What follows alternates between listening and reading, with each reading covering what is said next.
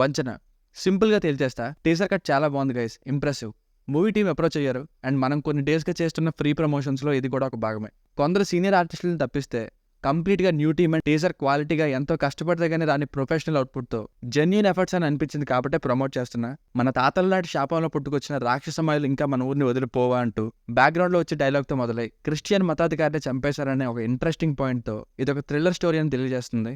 కావాలంటే మీరే చూడండి, ట్రైలర్ లింక్ని డిస్క్రిప్షన్లో కమెంట్స్లో పిన్ చేశా. ఆదిత్య మ్యూజిక్ ఛానల్లో రిలీజ్ చేశారు.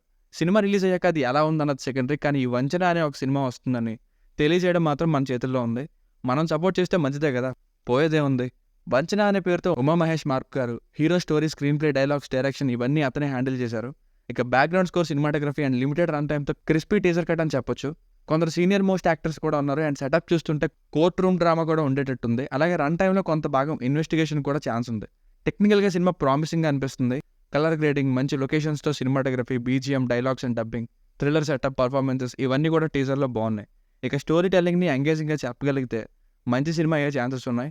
అండ్ సినిమా చూసాక ఎలా అనిపిస్తే అలానే జెన్యూన్గా చెప్తా, పార్షియాలిటీ ఏం లేదు. సబ్స్క్రైబర్స్ ఎవరు కూడా నన్ను అనుమానించనక్కర్లేదు. సో కొంచెం మనం సపోర్ట్ చేస్తే మనం కూడా పుష్ ఇచ్చిన వాళ్ళం అవుతాం. ఇంకా చాలామంది కాంటాక్ట్ అయ్యారు, మెల్లమెల్లగా ఒక్కొక్కరికి టైం చూసుకొని రెస్పాండ్ అవుతున్నా. మీకు కనుక మన కంటెంట్ నచ్చినట్లయితే మరిన్ని రివ్యూస్ అండ్ వీడియోస్ కోసం మన ఛానల్ని సబ్స్క్రైబ్ చేసుకోండి. Thank you.